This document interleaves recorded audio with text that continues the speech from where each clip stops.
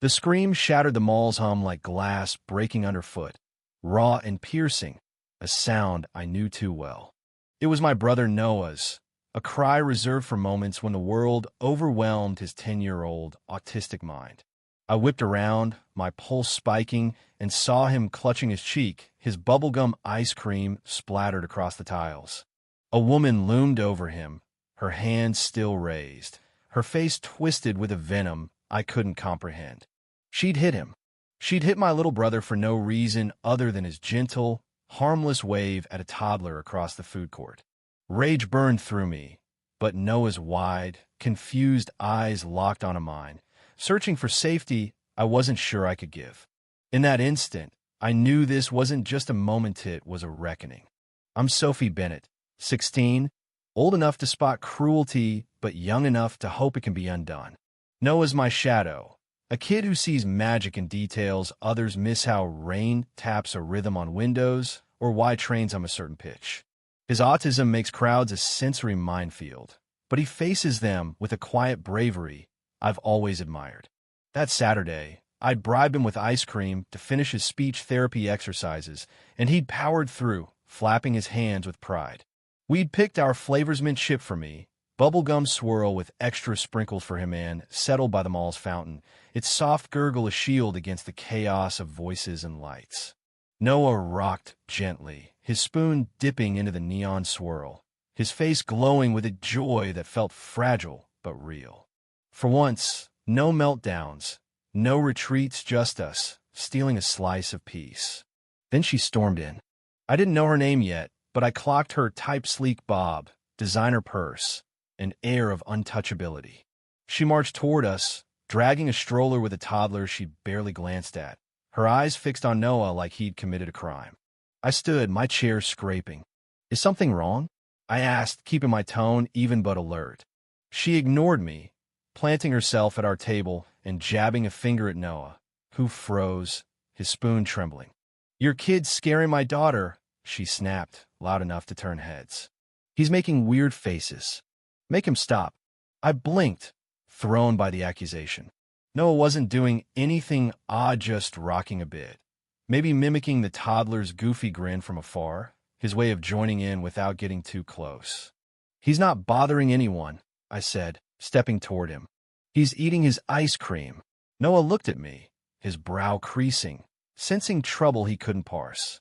The woman called her Cheryl crossed her arms and sneered. Oh, come on. He's twitching and staring like a creep. My kid shouldn't have to see that. Keep him in check or stay home. The word creep landed like a punch, and Noah flinched, his hands curling inward. My blood roared, but I swallowed it for him. He's autistic, I said, slow and firm. He's not hurting your daughter. He's just being himself. Back off. Cheryl's face didn't soften. It soured, her lips pursing like I'd confirmed something VY low. Figures, she muttered, loud enough for Noah to hear. Kids like that ruin it for everyone. Noah's spoon hit the table, his hands flying to his ears, a sign he was shutting down. I moved in front of him, my voice shaking. Leave us alone. Now. But Cheryl wasn't done. She scoffed, muttering about spoiled brats, and then, in a move that still haunts me, she reached past me and slapped Noah's cheek, not hard enough to bruise, but enough to snap his head sideways, enough to sting. Noah wailed, a sound that ripped through the food court, and for a split second, I was frozen, my brain scrambling to catch up. Chaos erupted. Shoppers gasped, phones appeared, a security guard jogged over. Cheryl backed up, her face paling but her chin defiant. He came at me, she yelled, pointing at Noah, who was sobbing into his hands. He's out of control. No one bought it, not with Noah curled up, not with the faint red mark on his cheek, not with witnesses murmuring what they'd seen. A guard took her arm, steering her toward the security office as she demanded a manager, claiming she'd been attacked. I dropped beside Noah, pulling him close, whispering he was safe, that he'd done nothing wrong, even as my hands shook. His ice cream lay in a ruined puddle, sprinkles scattered like broken promises. In the security office, Noah clung to me, his sobs fading but his body tense. The guards were apologetic, the manager flustered, the police officer taking notes with a grim focus. I texted Mom.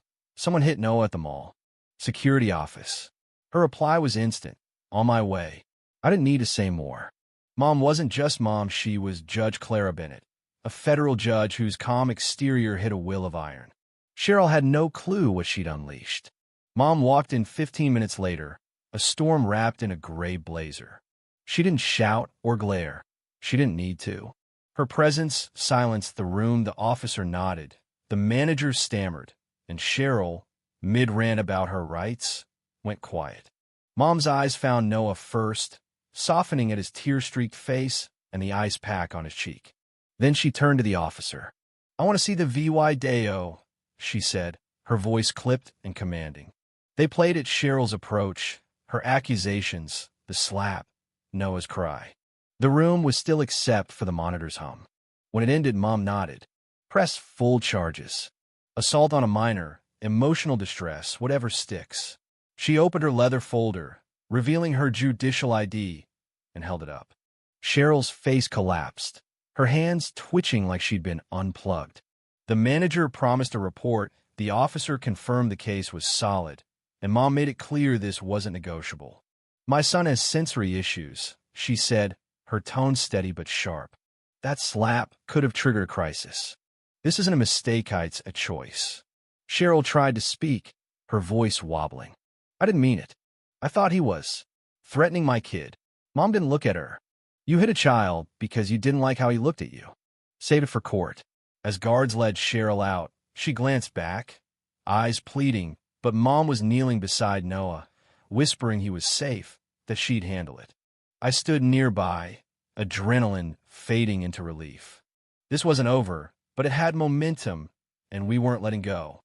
The next days were heavy. Noah wasn't himself, stopped sketching trains, flinched at strangers, asked if the yelling lady would find us. His routines, his anchors, were fraying, and it broke me to see him doubt his place in the world.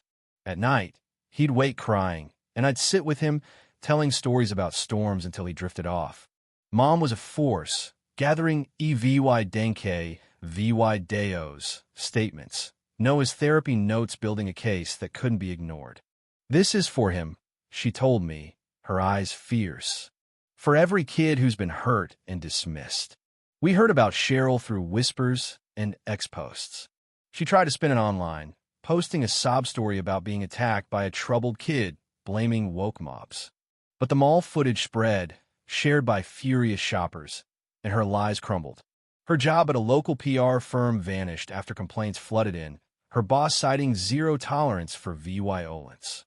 Neighbors gossiped about her past snapping at kids in the park, complaining about disruptive families. Cheryl wasn't just facing court. She was facing a town that saw through her. A week later, she showed up at our door, clutching a gift bag, her face a mask of forced regret. It was evening, Noah upstairs, and I watched through the peephole as Mom answered, not letting her in.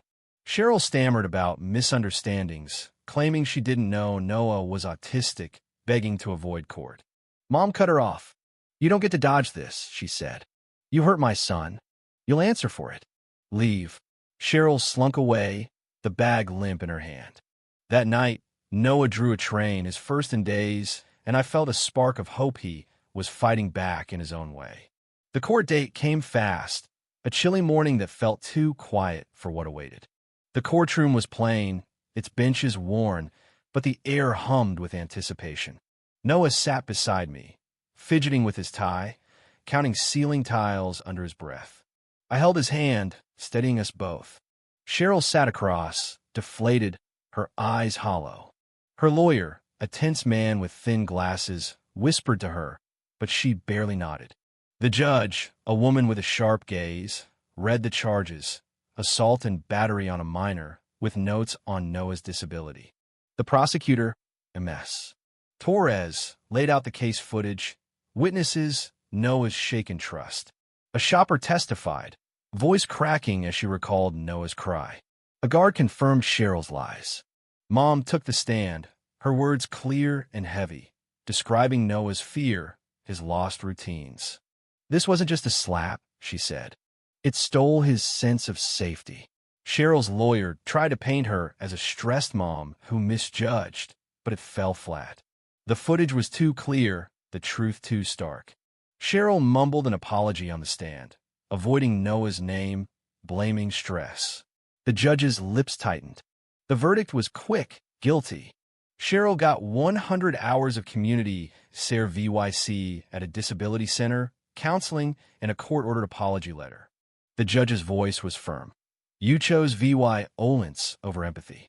That choice has consequences. Cheryl sat, blank-faced, as her lawyer patted her arm. We stepped outside, the sun bright and jarring. Noah tugged my sleeve. Ice cream, he asked, tentative but hopeful. I grinned. Same spot, same sprinkles.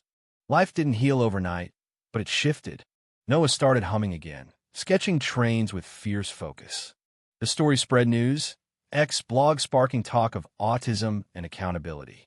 Strangers sent notes, sharing their fights, their hopes. Noah didn't see the headlines, but he felt the change. At the mall, he waved at a kid and didn't flinch when they waved back. Cheryl's letter arrived, stiff and hollow, but we didn't show Noah. He didn't need it had his trains, his sprinkles, his family. One evening, he showed me a drawing of a train speeding through a storm. It's strong, he said. It doesn't stop. I hugged him, my throat tight. The world wasn't kind, but Noah was, and we'd make sure it knew his worth, one fearless wave at a time. If you were the one in this story, how would you react? Would you stand up and fight back, or accept the unreasonable pressure and control from the HOA? Share your thoughts in the comments below. And don't forget to subscribe, like, and share this video with more people. Your small action gives us the motivation to keep bringing you more intense and engaging stories. Thanks for watching, and we'll see you in the next video.